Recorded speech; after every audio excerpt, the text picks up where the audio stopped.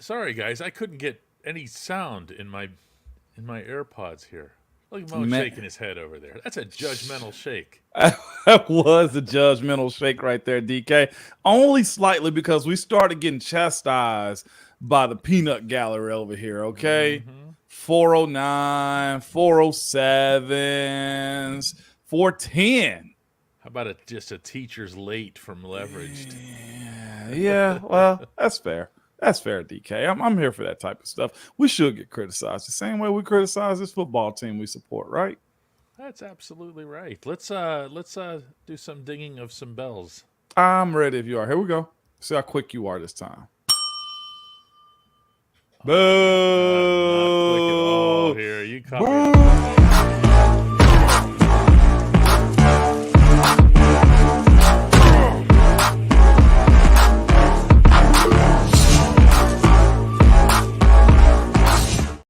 Welcome to the Ramon Foster Show. He's Ramon over there in Hendersonville, Tennessee. 11 years starting National Football League guard. All 11 of those for the Pittsburgh Steelers. I'm Dejan Kovacevic of DK Pittsburgh Sports in downtown Pittsburgh. You can make out over my shoulder back there. What's going on, Moan? Not much, man. Just ready to hear from the peanut gallery as they boo you. Appreciate you, Brandon. You picked up the assignment right there. I love that, man. That's how it's done. That's how it's done. What's happening, everybody? It seems to be just glancing over here at the commenting section like a little bit lighter mood. Casey Kester wants to make sure of that right off the bat. Hump day. Yes.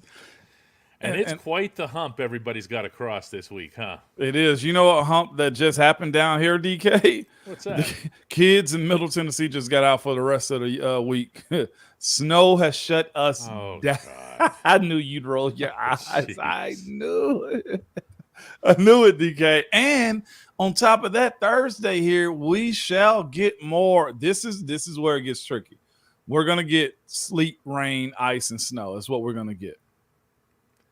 You know what? You know who's going to be appreciative of all this? Who? The kids in Middle Tennessee. Yeah, That's they are. who. Yeah, they are, DK. Because they're going to be like, whoa, hang on a second. Do we get to play in this? This is awesome. Pretty much, man. I'll tell you who won't be driving to work in it if it is sleet and ice on the ground is this guy. That's one thing I do not play around with, DK. Now, I'm with you you, get to do Hanover. a little bit less driving here, don't you? I do. Wussies. You're right. All those are true, right? All those are true when it comes down to it, man. Victor says, for some strange reason, this offseason feels different to me. And that's a heck of a place to get started today, I would think. We're going to give Victor a tip of the cap here. That's a great subject because it does feel different, doesn't it? It doesn't feel like, well, the head coach is going to be there. But what else, you know? It feels weird, right? It does. I'm with Victor on this one. Feels different, feels weird, feels incomplete, feel like there's a lot of answers out here, and we're just now getting started. That's what's most fascinating about it. Leverage asked this question: Was Kenny Pickett the Rooney's choice? I don't know. I know inside those rooms, for the most part, it's broken down into quarters. How does the position coach feel about him? How does the head coach feel about him? How's the GM and scouting department? That's usually how it goes. And one group might get more say-so than the other. It was rumored that Mr. Rooney, Ambassador Rooney, came in and said, I want Ben. Yeah. You know, so of course, when you make another first-round draft pick, that usually is what people think is the case. And I don't know if that was the case with Penny. You were in a year where you needed a quarterback after your franchise guy retired. But as far as this offseason feeling weird, I get that feeling too.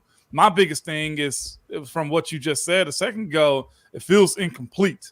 It almost feels like you were just getting started. Yeah. And the end of the season from a player's perspective always does feel like that.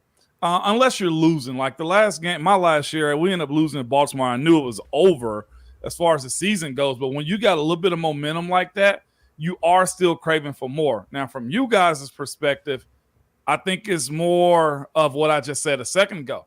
We don't know what the next moves are. And I think that's why it feels weird. I'm hearing from some people that my mic is low. How do I sound now? I think you sound good. I'm not Really? sure if it sounds low or And not. I can DK. hold it. I can hold it up here Oh, like this. now. Look Like at that. you. You might as well do it like Johnny Carson, right?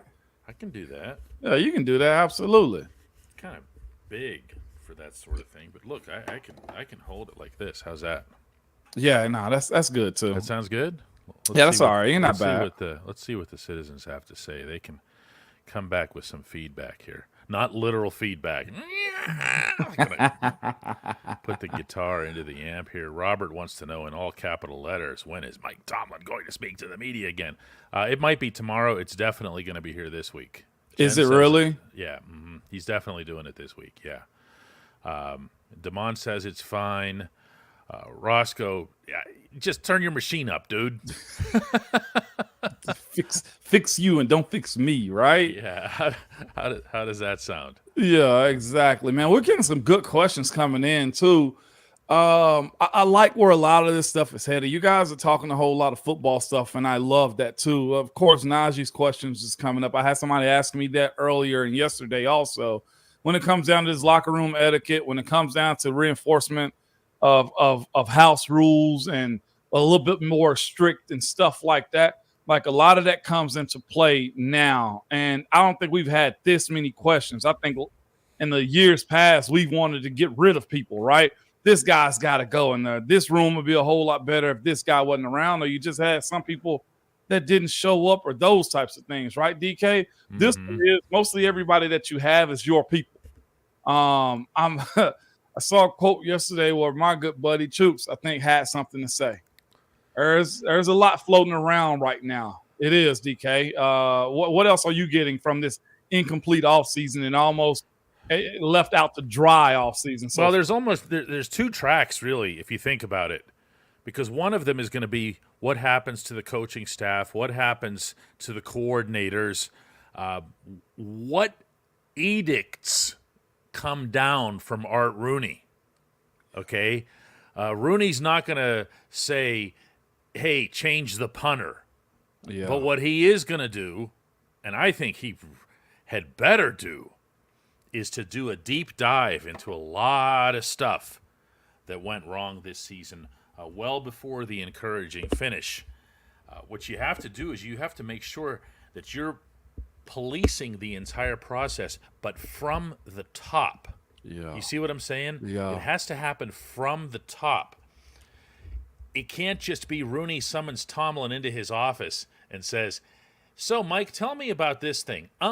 He's got to do his own homework here. He's got to get his fingernails dirty in a way that he's never had to before. And I really feel like that's something that's unprecedented for him. So from there, who the hell knows?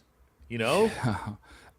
And to be fair, too, the Rooney family, the ones that are on the football side, this is going to sound cliche as heck to say this, but they are a football family. Football is their business.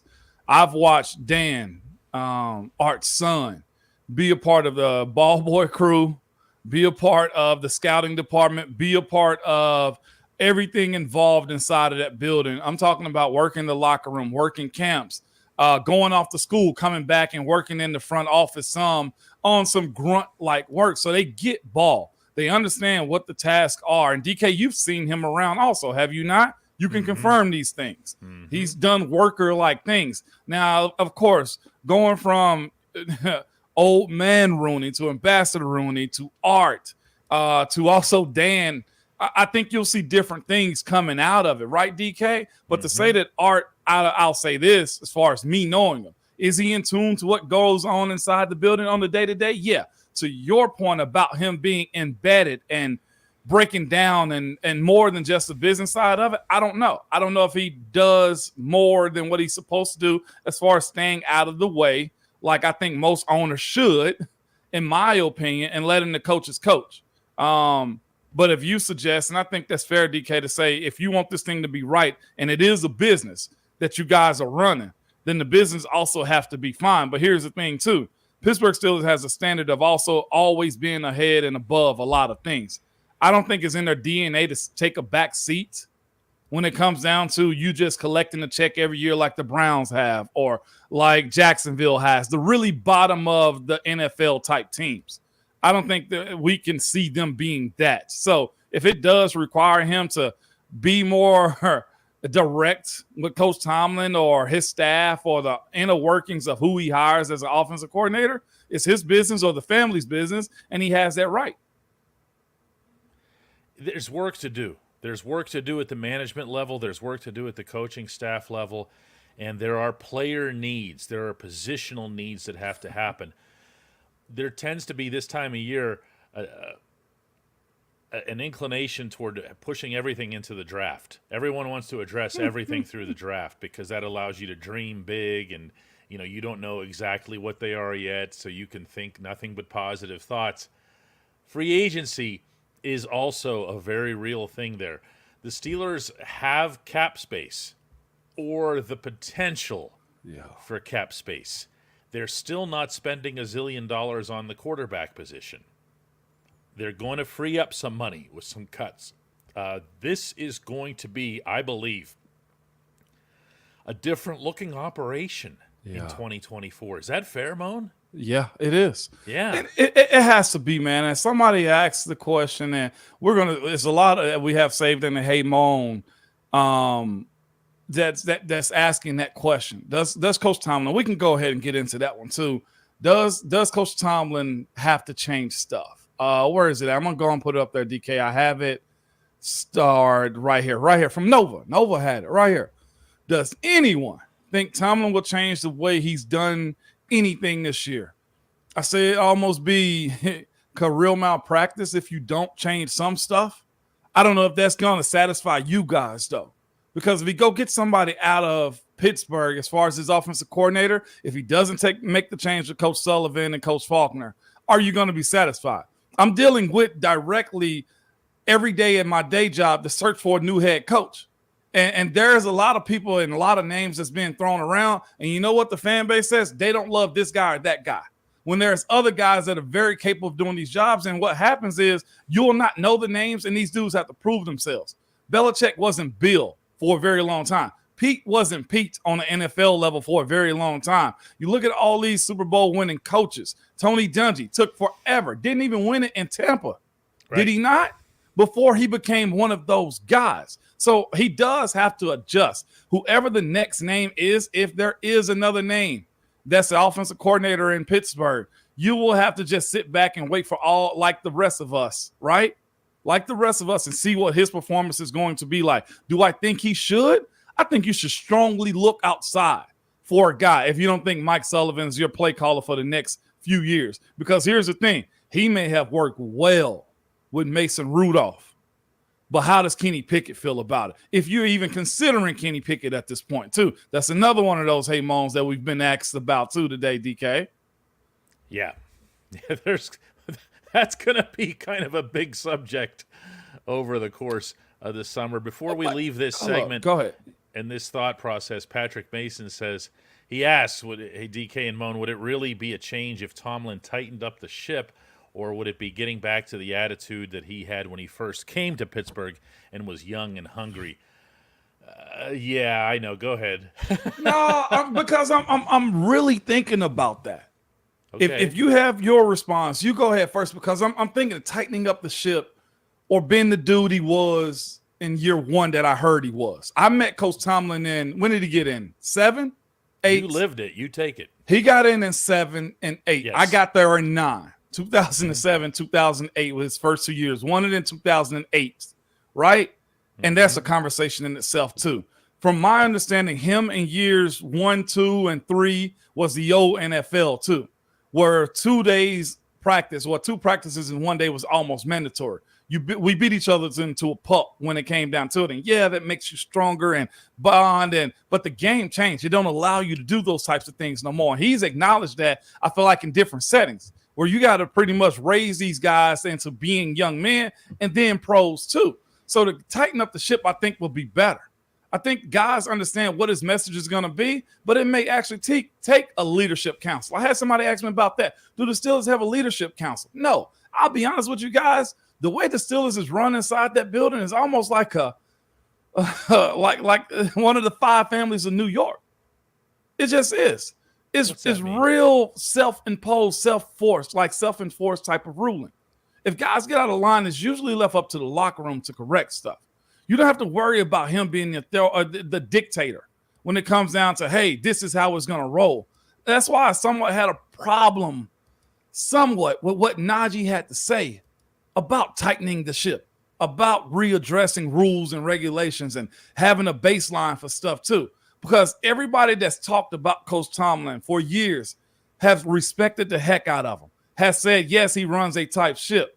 But I think what has gotten lost in Pittsburgh is the amount of vets that you have around. Look at the strong teams in the NFL right now that's left in the playoffs. 49ers, very vet savvy, right? Baltimore, very vet savvy.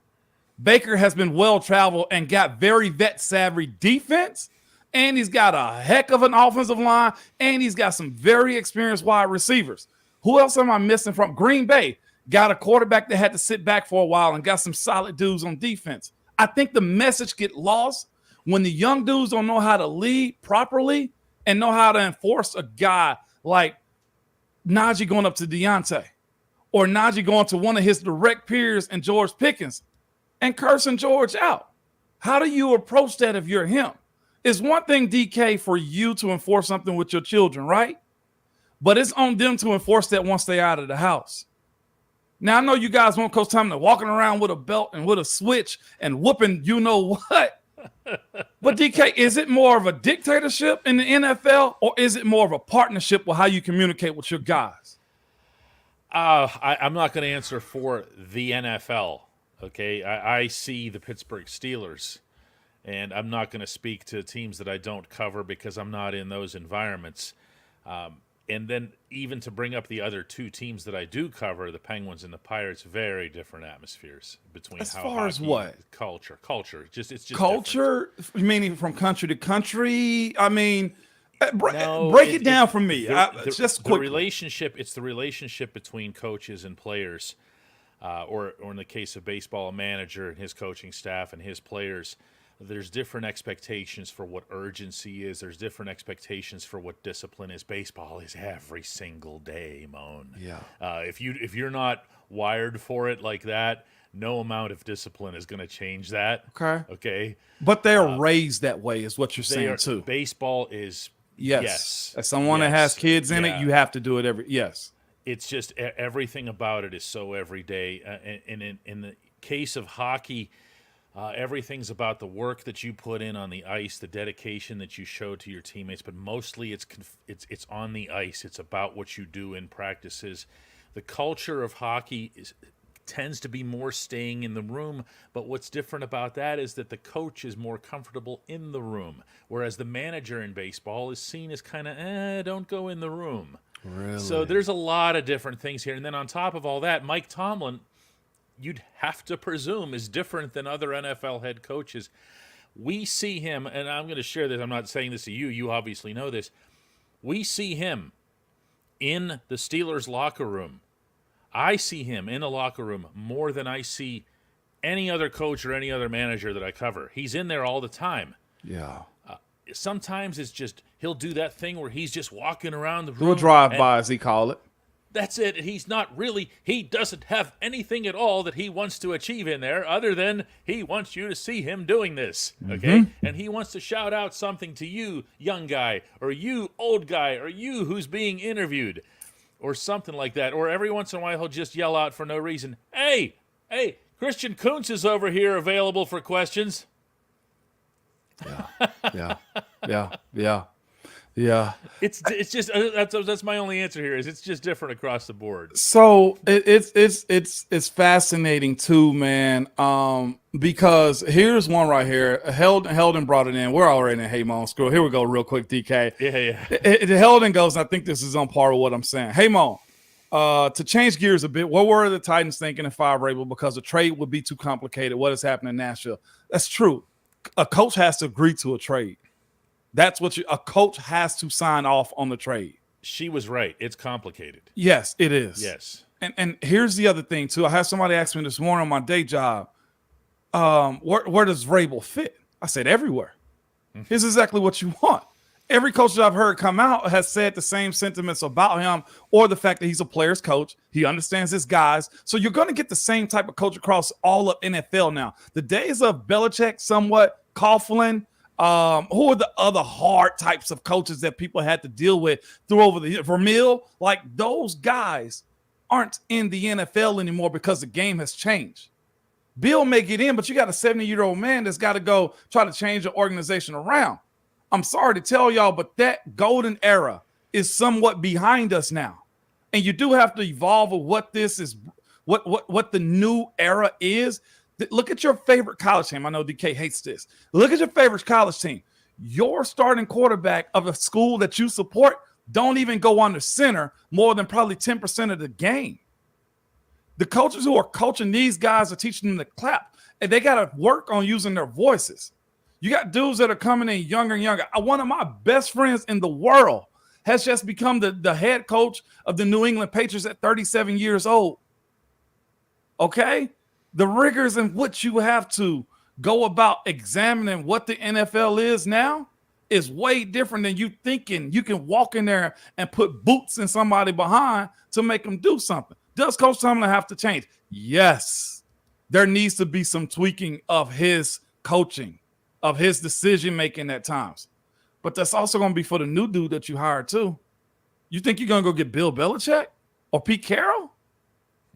It's going to be an unproven dude with just as many issues with almost a similar message as Coach Tomlin. And maybe no, he's already said he's coming back. I know where you're coming from, but there needs to be some changes. It does. And we can all see that.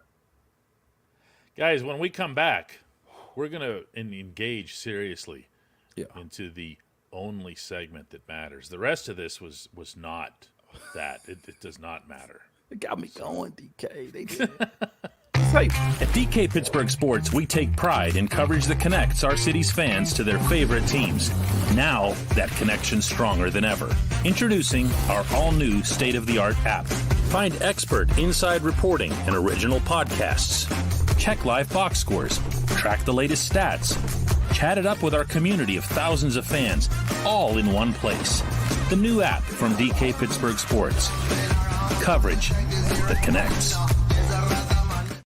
All right, we got some questions. We got all kinds of stuff coming in from everybody. I want to remind you that if you want to become a member of this particular program, go to dkps.net/join.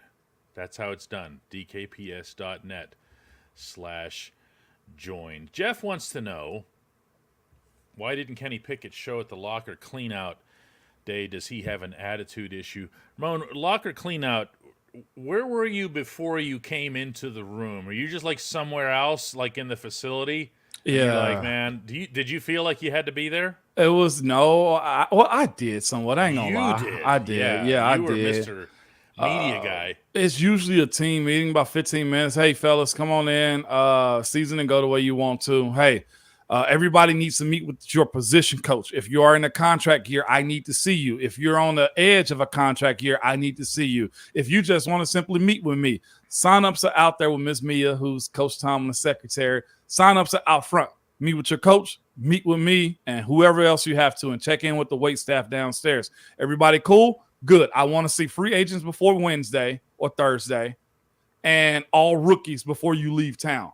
It's usually how it goes in those exit meetings. And from there, you're dismissed. And we understand that most of the media is downstairs. Locker clean out really ain't a locker clean out. You can go down if you want to. It's a term. It's a term, yes. Availability is what it is. It's definitely an availability. Yeah. So did you feel like, or did people feel like I got to be there? I got to be accountable? You know when I felt like I needed to be there? Uh-huh.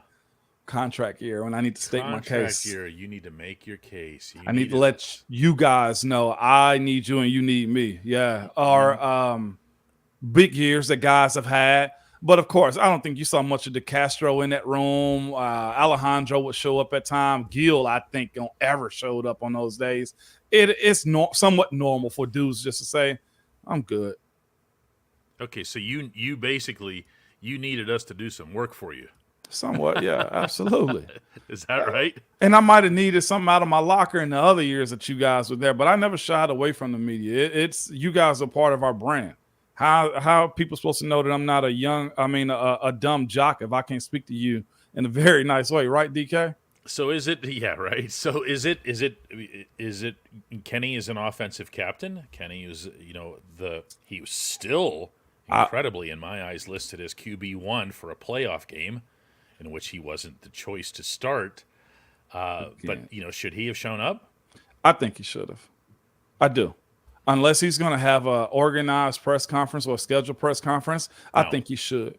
The starting quarterback should always. The backup guy needs to be quiet. Mason could have not shown up, but as far as Kenny showing up, yes. On locker cleanout days, most guys that are starters somewhat make themselves available. You may catch somebody walking through the weight room going to the training room. I do agree. If you're the franchise guy, especially a guy that's had the year that Kenny Pickett's had, I think it's fair for him to show up. I'll say this again. I hate to reference my day job again, but people here gave Ryan Tannehill crap 2 years ago when they got knocked out of the first round of the playoffs by Cincinnati. He didn't show up for locker cleanup day. Only person showed up was A.J. Brown.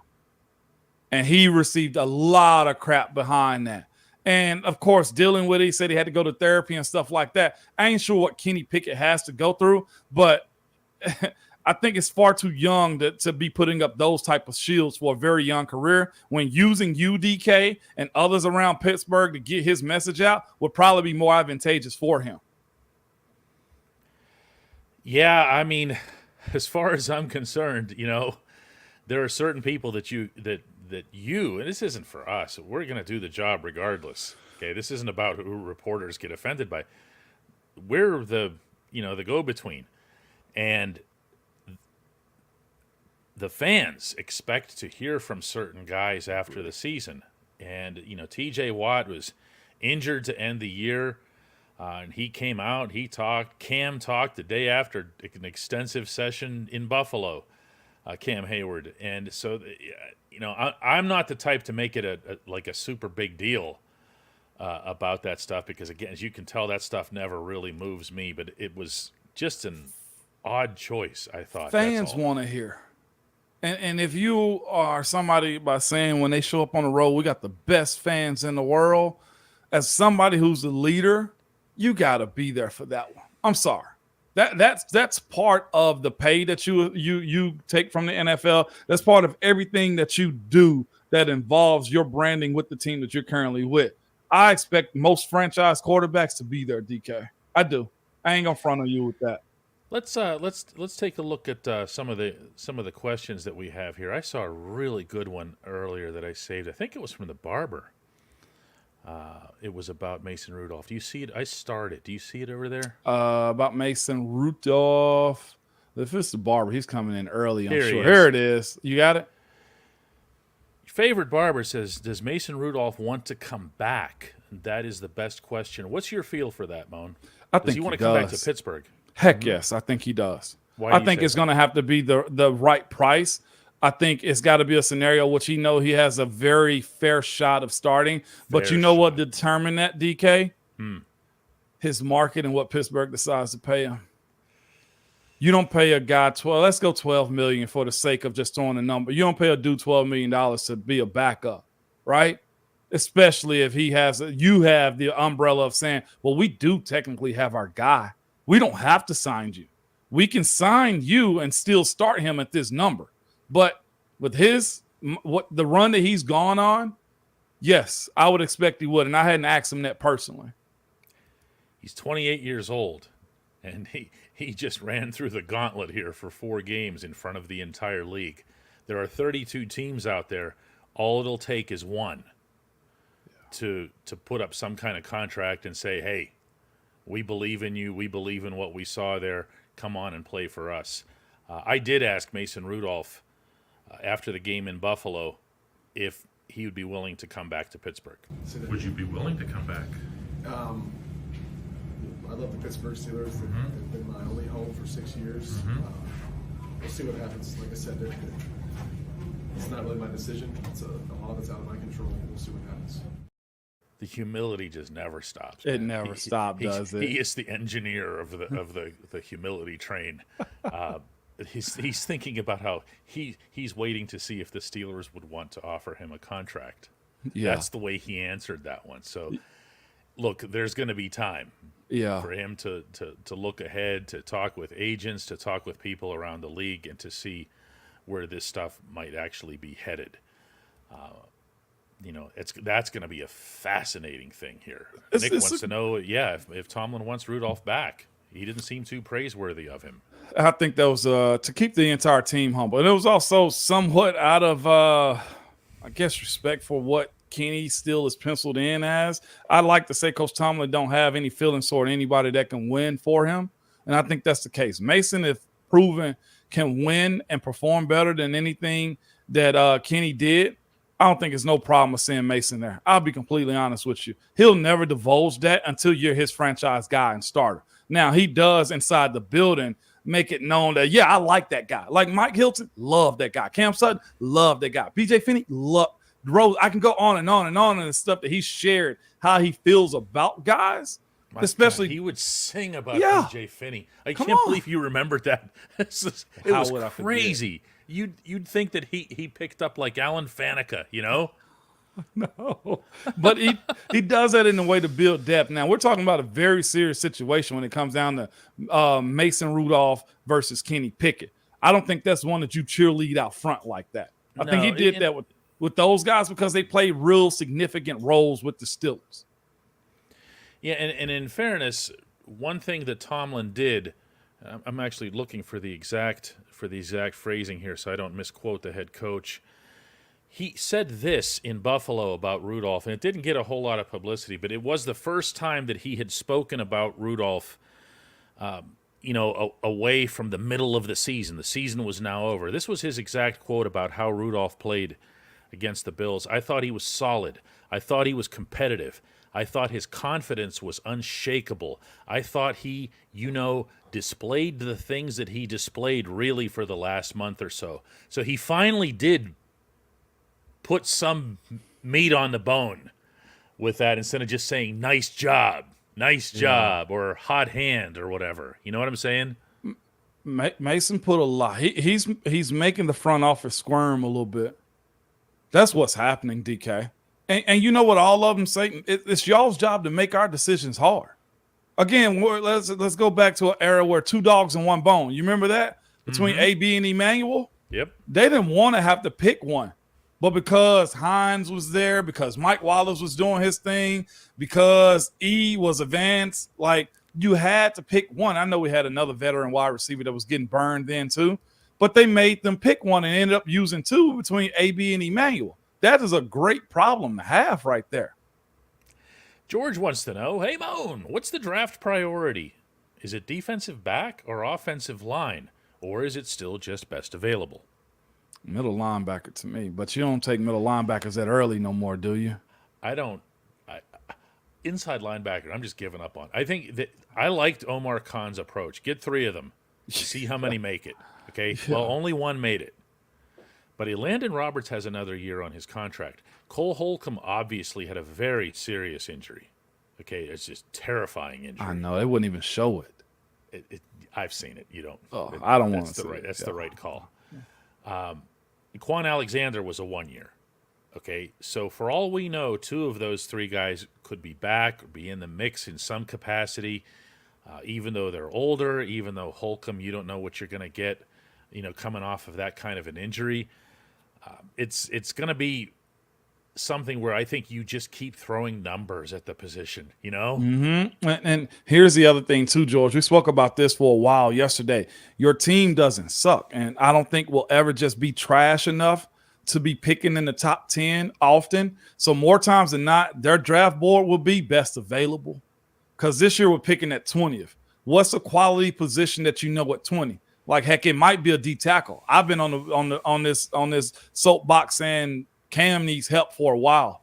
You can go corner or O-line again, but you don't have to cut Chooks. You can make him and Dan duel it out. And I know that's probably scratching chalkboards to some people hearing that.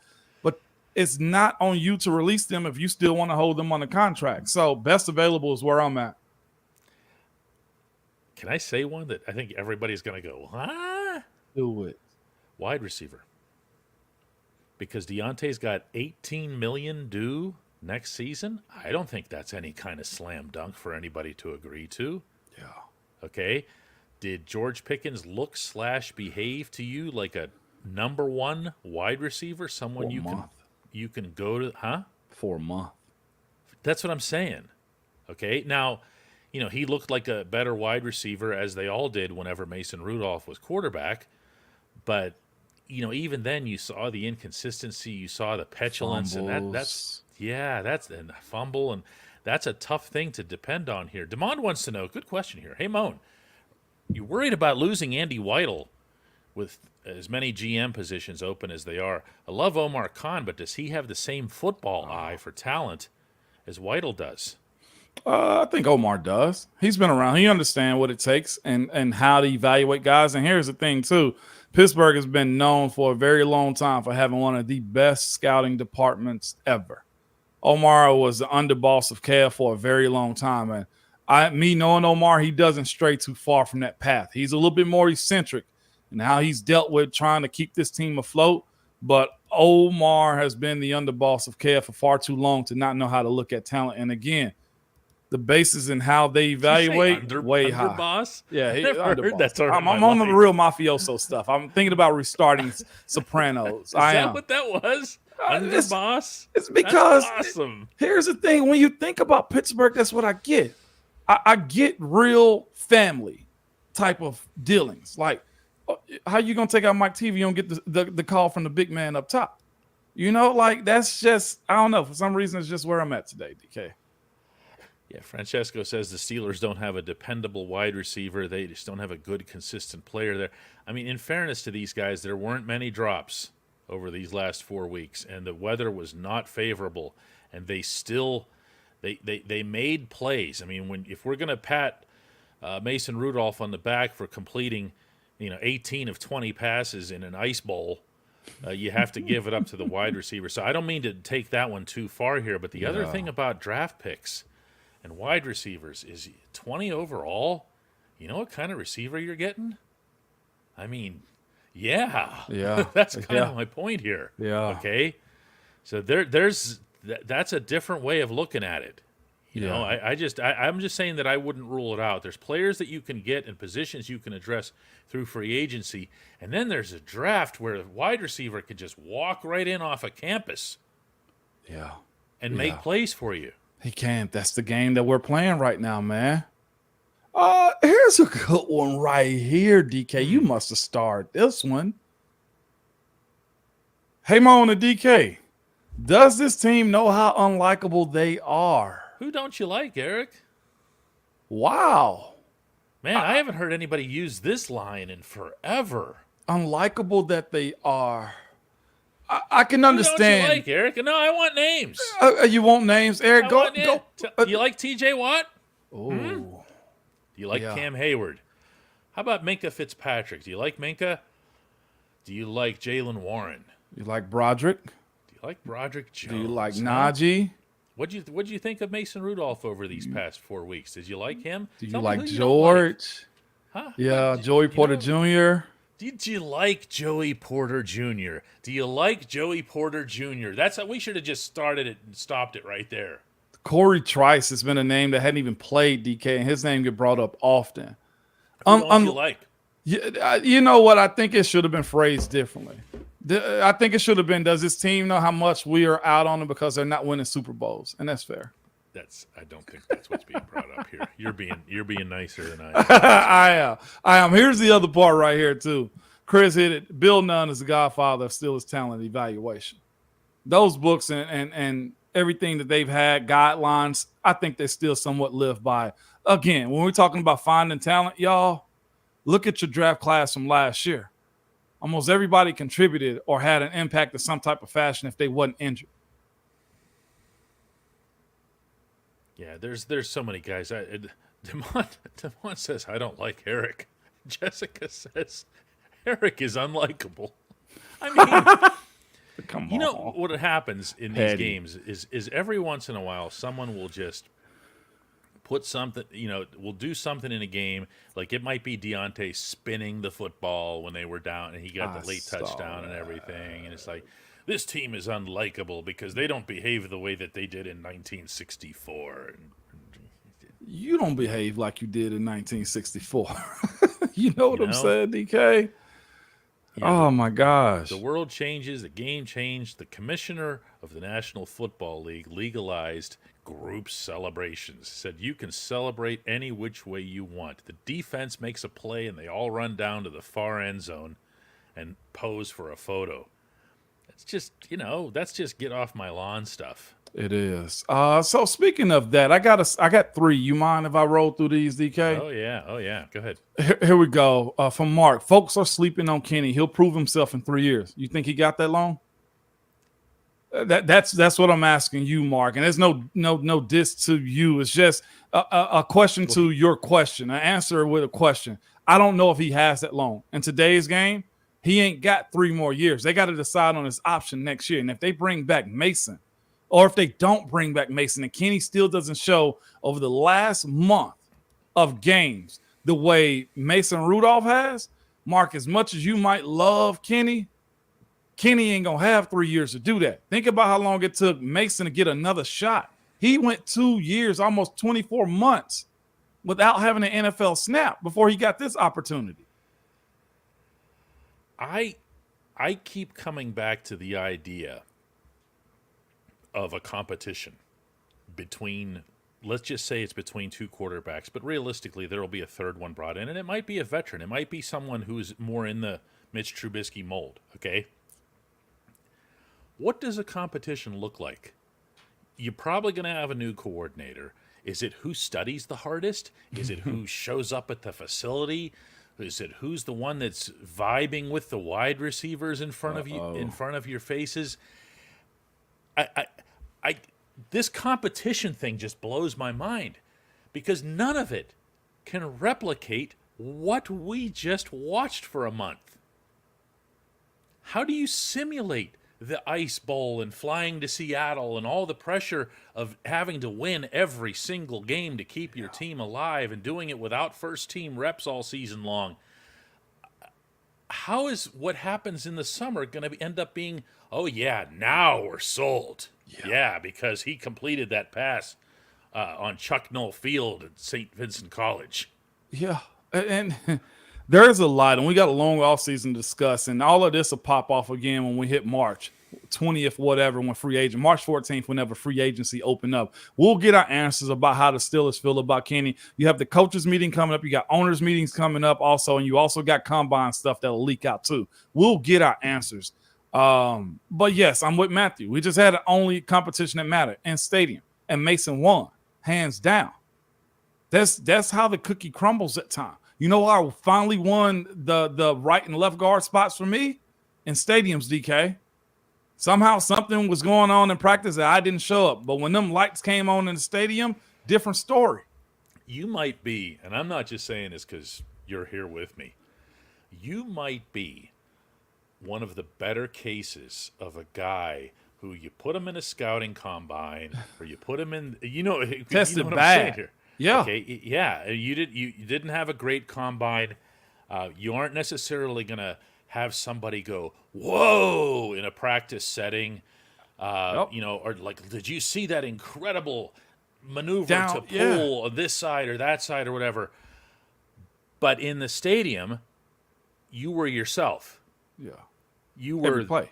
You were this. You were the same guy. And that's at that position. I don't just mean guard. I mean offensive line as a whole. That's all anybody wants. Leave the spectacular to Marquise, occasionally to Dave. Otherwise, just be the same guy. So am I right here? Tell me if I'm right or tell me if I'm wrong. To your point, we hadn't gotten that from 8. He ain't been the same guy from year 1 to year 2. Heck, we can't see him enough in year 2 and year 1. And then you get some greatness out of him, the fourth quarter comebacks. And then the next game, he might throw 120 yards with 2 interceptions and a fumble. So when we're talking about building the standard of what's Pittsburgh, here's another one that I had. How do you get a tighter clubhouse? You know how, and I've said this before, winning. All of these issues that we speak about are covered up somewhat if winning covers it up. If you got good enough guys or a tight enough team to win. This same answer would apply, I believe, to what DeMond is asking here, which is, hey, Moan, how did Mason win over the team versus Kenny. I don't think it was as simple as winning, but the plays where everybody was able to do their jobs. Everybody was able to do what they felt like they were capable of doing as part of that offense. Is that look at the pocket poise. Look at the plays. Embarrassed. Yeah. The lack of turnovers. They competed. I had somebody. Well, y'all know I'm an avid Vols, right? I'm a Vol fan through and through. Okay, orange and white. That's where I'm rolling with my college team. When we're moving, it's always handy. TK, always handy. Okay, when we're moving in and out of like coaches searches, right? Trying to figure out what we're going to be as a school. The same way people look as a team. You know, was the one thing that most fans said: we can't be boring and bad. We can't embarrass ourselves week in and week out. The last month, even though we had questions that said Mason got to do it again, Coach Tomlin won't praise him. You weren't boring. You weren't bad. Buffalo was a better team. We told you about Ed Oliver the week of, but I thought Isaac would be able to hold him. They have a good squad. They drafted for years, first and second round D-line. They got linebacker core. They also got a secondary. I'm telling you, believe what you see on tape sometimes. If you don't think a guy is good, look at the tape, like really look at it and see like what they're telling you through their plays. Logan has a question for you. He says, Ramon, you played with Mason Rudolph. Is he good? I think he's good. Yes. 100%. You played with him when he wasn't this. But that's the thing too. He had time. If Mason comes in and beat out Kenny next year, Kenny won't have that same time. He might have it with a different team, but I don't think he has it in Pittsburgh. The same way now, we're watching a guy that we obliterated in Cleveland, pretty much ran out of AFC North, and Baker Mayfield. Here's the thing. Get matched up with the right team, the right offensive coordinator, and a defense to support him. They just beat the number one seed, the number one front-running team in the Eagles, okay, and put them out of the playoffs. And we know that team is stacked. So miss me with the talent. We're talking about a team, and we're talking about more so the veteran side of it too. Baker wasn't this in Cleveland. He grew up, but it also has to be paired with the right OC, and he's got crazy amount of weapons around him, and he got a defense. People ran Todd Bowles out of New York. Remember?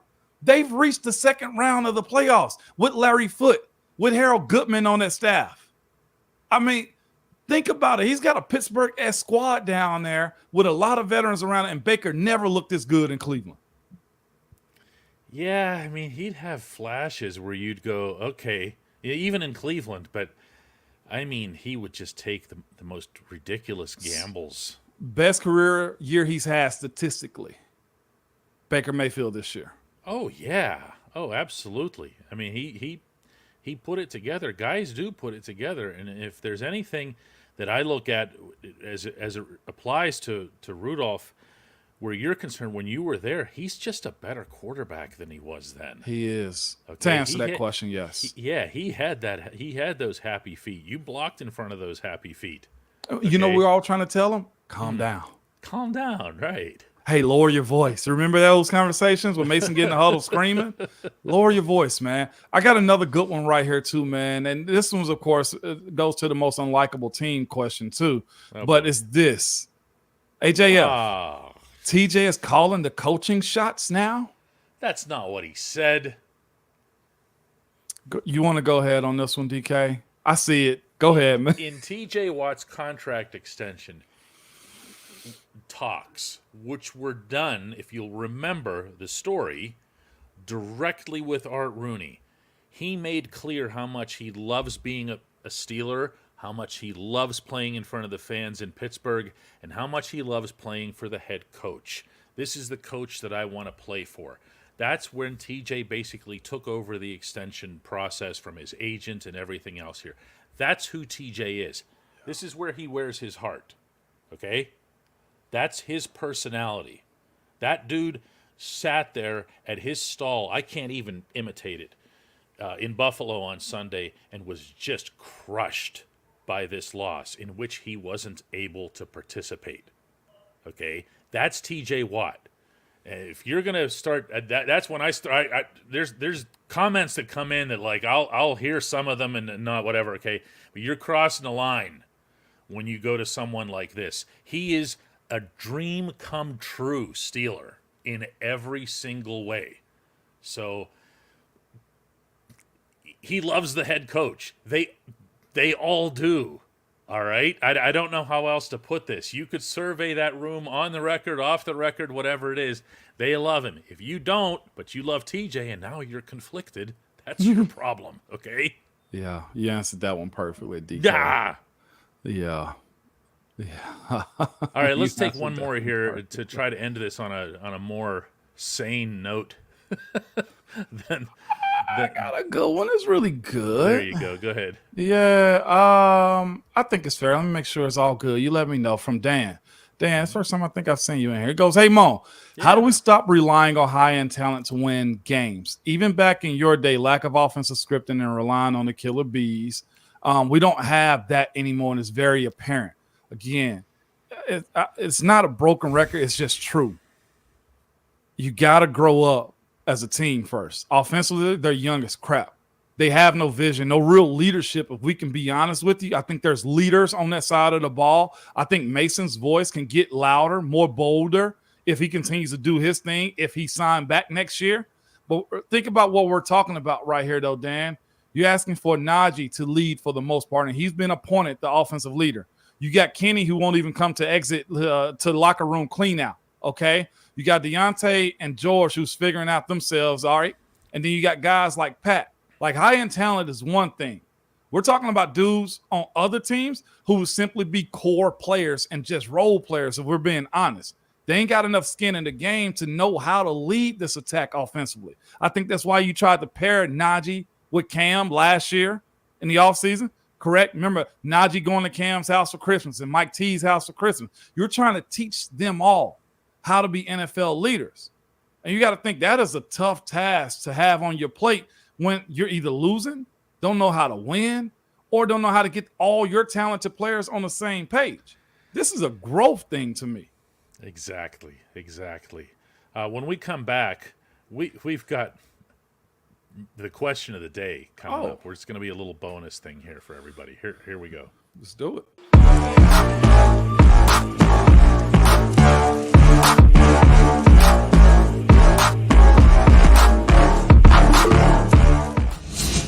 I'm not going to attempt to answer this one myself. I do want to express that I very much share the sentiment behind this question that I'm about to ask, or not that I'm about to ask, that I'm about to read. It comes from Jedi, who says, "Is there one thing that Mason is missing?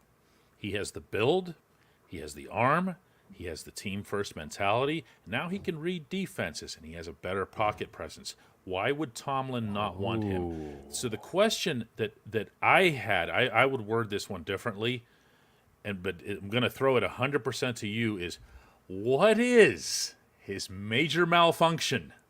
Okay, what is his fatal flaw? What is the thing where you go, but there's that? What is it? Tell me. This is great. I see what I mean, but if there not an answer, you know, then I that's got the answer. I'm Go just ahead. adding theatrics to it. Go ahead. His past. I'm adding theatrics to it because it blown me away that this hasn't been asked, though. His past. What's that mean? His past. Shaky the start. And then he gets another opportunity, and then you said past with a T. his past. I thought you meant P-A-S-T. pass. Okay. No, his past. His past is why. A lot of people can't get over the fact that it looked like he was a failed draft pick. The same way you view undrafted guys. But we'll just get another one. Like guys like James Harrison. Why did he get cut 4 times? If he was a 4th round pick, James Harrison probably would have made the roster the first time around because you had eyes on him, right?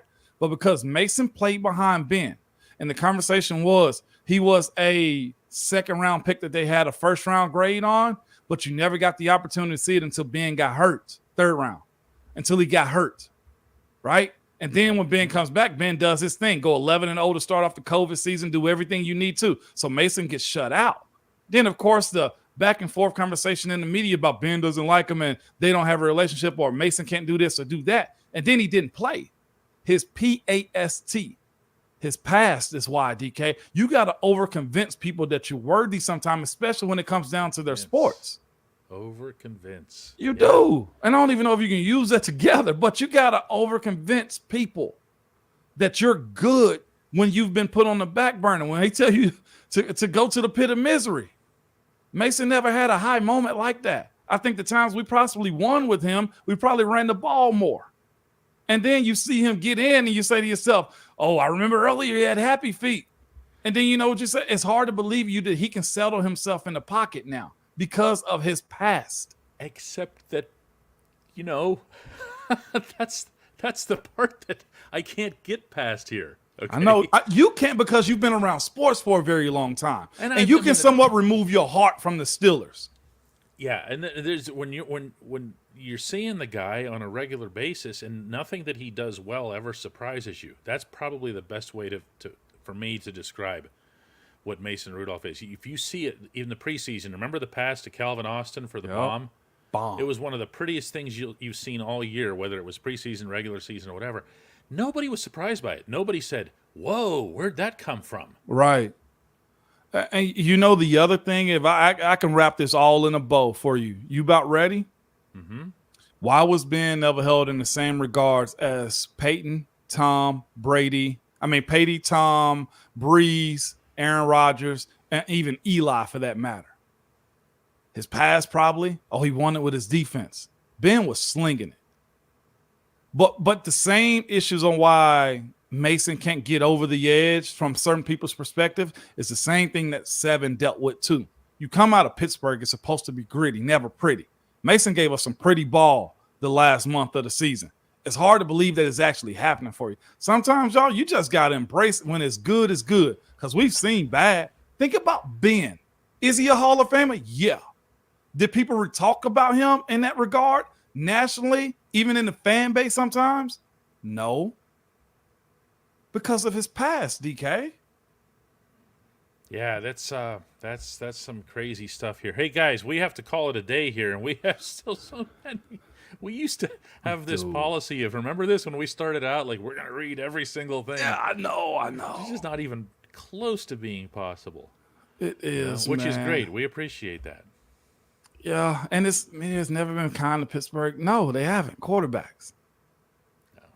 If Joe Burrow was in Pittsburgh, it'd be a different conversation. Yeah, although I guess, I don't know. Maybe I'm biased. I just feel like what we're talking about here is primarily perception, and I'm not a perception guy. I'm sorry. I don't care what people think as a whole.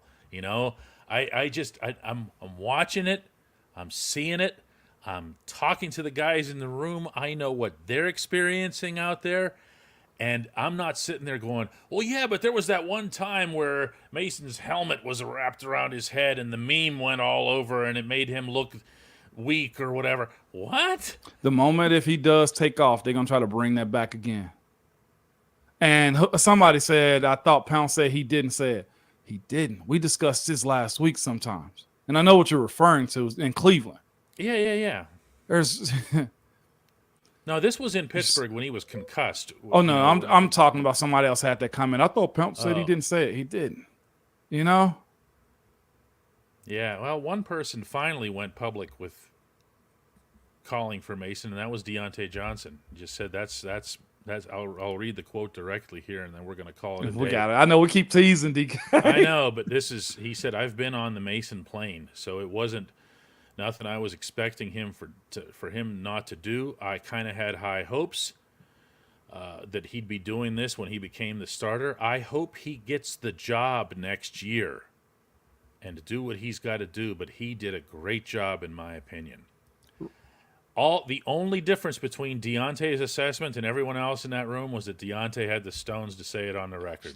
I heard that. I've been telling you guys for weeks. I've been hearing that from everybody in there. And what is the wide receiver's main focus, DK? Is can the quarterback get them the ball? And Deontay knows that. He found it out. All right, guys. Whoo! I know, right? We get a whole offseason of this. That's crazy, isn't it? This is awesome.